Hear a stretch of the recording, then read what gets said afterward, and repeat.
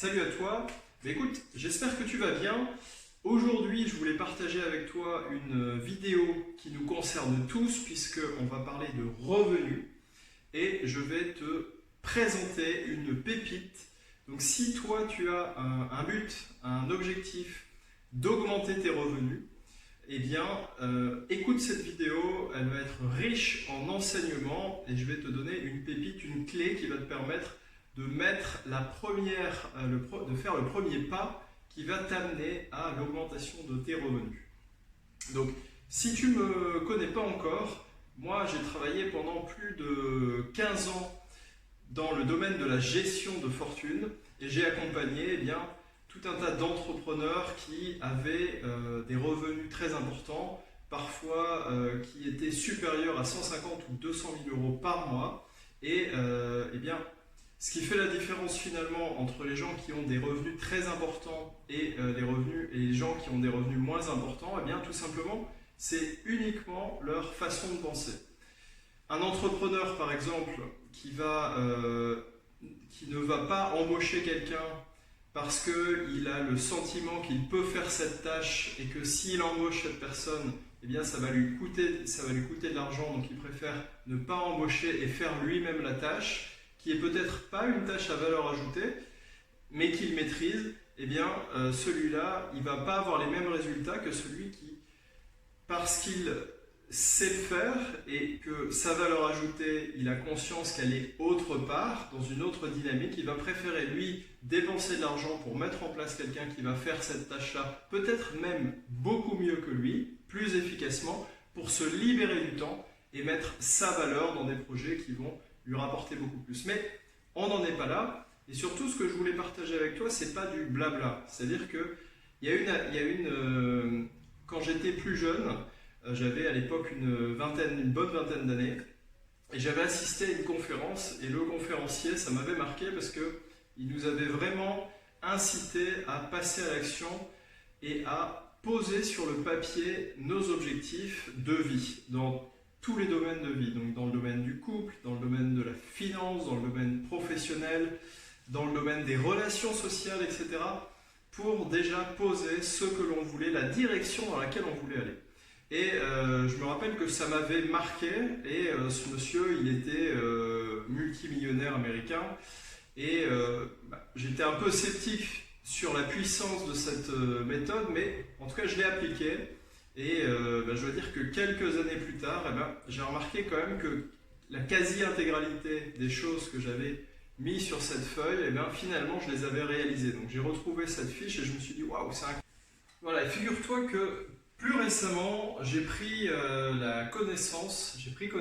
d'une étude qui avait été faite par la prestigieuse université de Harvard aux États-Unis, tu connais sans doute, qui tout simplement... Elle s'est passée en 1979 et tout simplement, ils ont été voir les étudiants de MBA en dernière année, juste un peu avant les examens, et ils leur ont posé à tous la même question, qui était de savoir s'ils avaient des objectifs dans la vie, et au-delà d'avoir des objectifs, s'ils avaient mis en place un plan d'action précis pour les atteindre. Et de ce panel d'étudiants en MBA de l'université de Harvard, il s'est dégagé 3 groupes différents. Le premier groupe, le plus important, qui était composé donc de 84% des élèves, ils n'avaient pas d'autres objectifs que d'obtenir leur diplôme et de savoir ce qu'ils allaient pouvoir faire pendant leurs vacances d'été. Le deuxième groupe qui s'est dégagé, qui est composé donc de 13% de ce panel d'élèves, eux, ils avaient des objectifs précis dans différents domaines de leur vie, mais ça s'arrêtait là. C'est-à-dire qu'ils avaient en tête ce qu'ils voulaient obtenir dans la vie, et ça s'arrêtait là. Et le troisième groupe, qui ne représente finalement que 3% de ce panel d'élèves, eux, ils avaient non seulement des objectifs dans différents domaines de leur vie, les finances, la santé, les relations, les amitiés, l'amour, Et ils avaient des objectifs non seulement qui étaient très précis, mais ils avaient également un plan d'action précis, déterminé en avance, qui allait leur permettre finalement de concrétiser tous les objectifs qu'ils avaient en tête. Et là où c'est vraiment intéressant, c'est que donc cette étude elle a eu lieu en 1979, en 1989,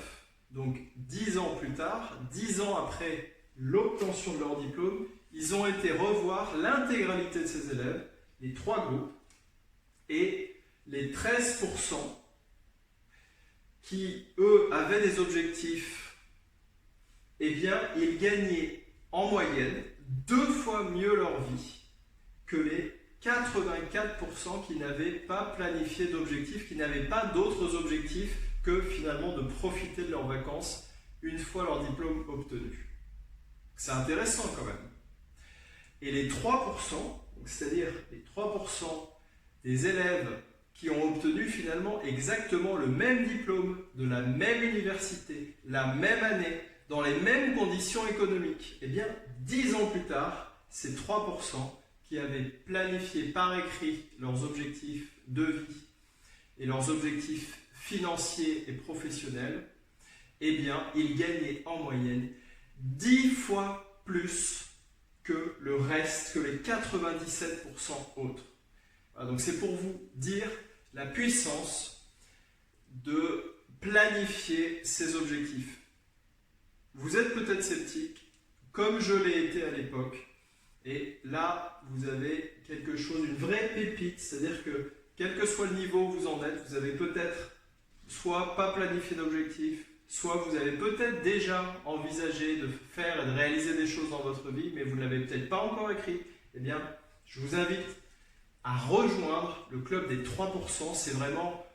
et de noter vos objectifs de vie. Ça vous prendra 30 minutes, grand maximum. Vous pouvez être sceptique. Et de toute façon, il y a une phrase que j'aime bien qui nous vient de Winston Churchill, qui est que vous pensiez pouvoir le faire ou que vous pensez ne pas pouvoir le faire, dans les 2 cas, vous avez raison. Que vous pensiez pouvoir le faire ou que vous pensez ne pas pouvoir le faire, dans les 2 cas, vous avez raison. Donc, si vous êtes sceptique, ce que je vous invite à faire, au moins, c'est à essayer, à rêver d'une situation financière et personnelle idéale et de l'inscrire sur un bout de papier. Et pourquoi ça marche ? Si on rentre un petit peu plus dans la mécanique interne de notre cerveau, c'est-à-dire qu'à partir du moment où tu poses les choses, où tu te fais une représentation finalement du toi idéal, dans une situation financière, professionnelle, affective idéale, tu vas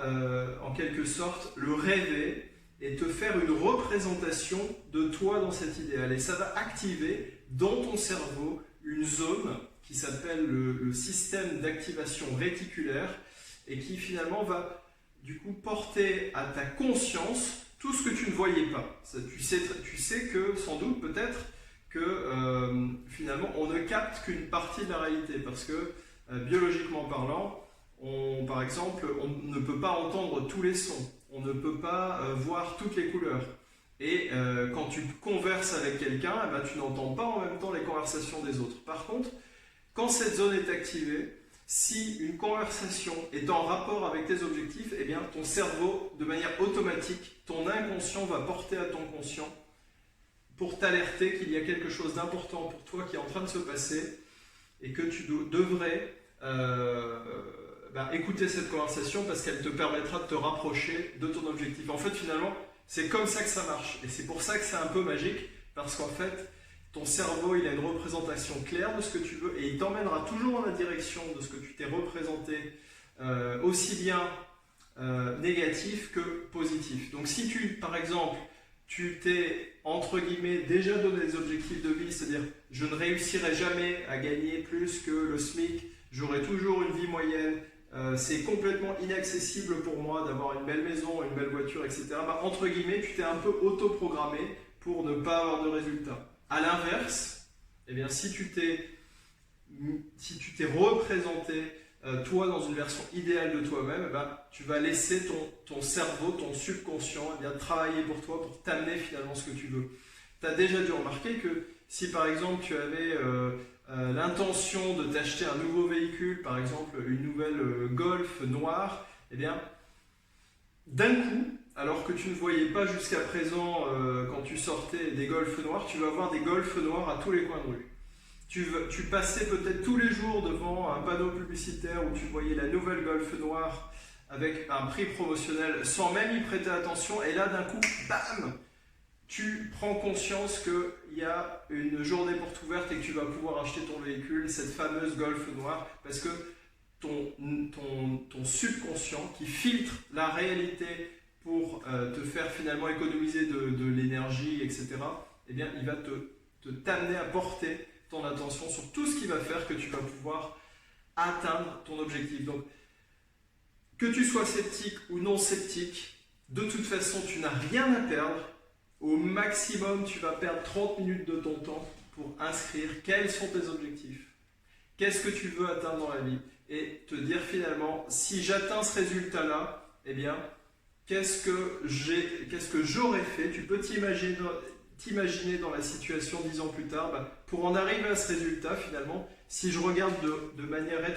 rétrospective, un petit peu comme si je pouvais faire le film de ma vie, eh bien, qu'est-ce que j'aurais fait, par quel processus je serais passé pour atteindre ce résultat, et quel aurait été mon premier petit pas. Le premier petit pas, je te l'ai déjà donné, c'est une pépite. Tu notes ton objectif, tes objectifs, dans tous tes domaines de vie, personnel, financier, professionnel, amoureux, en termes de santé, de spiritualité, enfin tout ce qui te passe par la tête, tu le notes et tu verras, tu auras des résultats incroyables. Merci d'avoir suivi cette vidéo. Si cette thématique financière, elle t'intéresse, bien évidemment, je peux aller beaucoup plus loin parce que j'ai eu la chance d'échanger avec des gens qui avaient des grands niveaux de réussite financière, et je connais les modalités de pensée qui conduisent à un succès important. Donc, si c'est le cas, en dessous de cette vidéo, je t'invite à me mettre en commentaire les sujets que tu aimerais développer, si le sujet financier t'intéresse, de liker, partager cette vidéo et de t'abonner. Je te remercie de me suivre, je te souhaite une très bonne fin de journée et je compte sur toi pour passer à l'action, changer ta vie et gagner en confort, c'est-à-dire de mettre moins d'énergie pour plus de plaisir et plus de résultats. On se revoit bientôt pour passer à l'action ensemble.